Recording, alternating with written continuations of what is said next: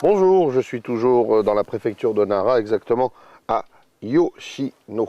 Et avec beaucoup plus de précision, je suis même dans un temple bouddhiste, le Kimpu Senji. Et juste après, j'irai faire un petit tour dans la ville de Nara, dans le centre de la ville, et je vous y attends.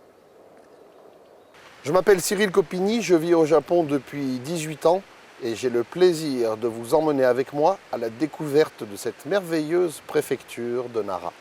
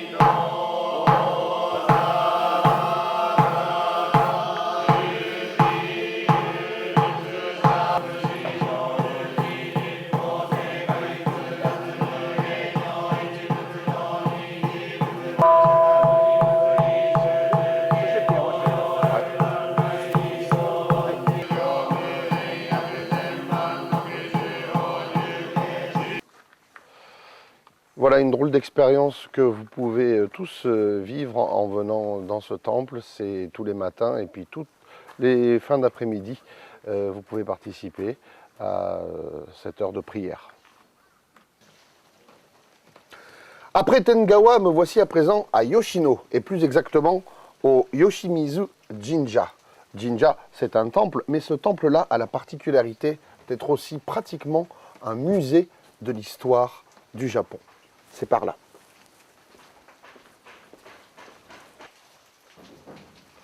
La première pièce hautement historique de ce temple se trouve juste à l'entrée, ici sur la gauche.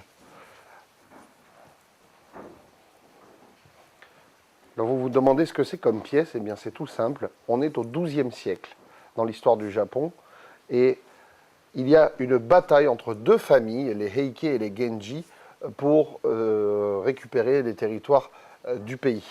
Et un des deux membres de la famille, à cette époque, Minamoto Yoshitsune, qui est un membre de la famille Genji, est obligé de fuir face à l'autre famille des Heike qui est à sa poursuite. Il est venu se réfugier ici pendant 5 jours. Donc c'est ici que ce personnage historique de l'histoire japonaise est venu se réfugier pendant quelques jours. La première pièce de ce temple nous ramenait au XIIe siècle, la suivante au XIVe. Nous sommes toujours dans l'histoire japonaise et c'est ici que l'empereur de l'époque, l'empereur Go-Daigo, est venu pendant quelques jours aussi à son tour. Vous voyez peut-être dans le fond, il y a une petite surélévation, c'est exactement à cet endroit-là que l'empereur s'est assis.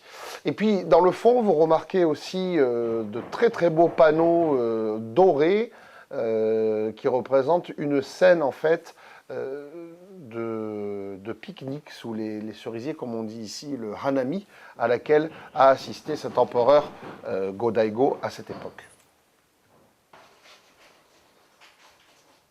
Vous l'aurez reconnu derrière moi, ce sont des masques de No. Alors le théâtre No, qui est assez connu en France et en Occident en général, plusieurs sortes, des femmes, des hommes maigres, des démons.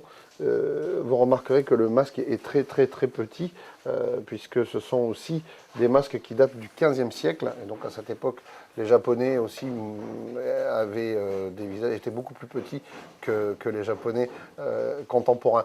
Dans cette pièce aussi, de nombreuses autres pièces historiques, comme des poèmes, comme des armures, comme des récipients à thé ayant servi à des cérémonies de thé, ornent les tatamis de cette belle pièce.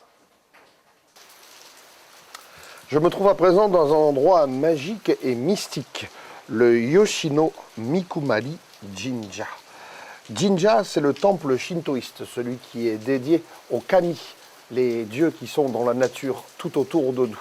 On ne sait pas exactement à quelle date remonte celui-là, mais on lui attribue environ 400 ans d'existence. Regardez comme il est beau.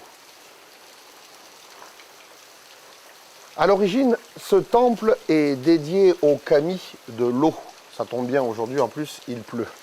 Il y avait des kami de l'eau dans toute la préfecture, au nord, au sud, à l'est et à l'ouest. Mais celui-ci a en plus une autre particularité. Il favorise la fertilité. Et oui, si vous venez prier ici, vous êtes sûr d'avoir beaucoup d'enfants.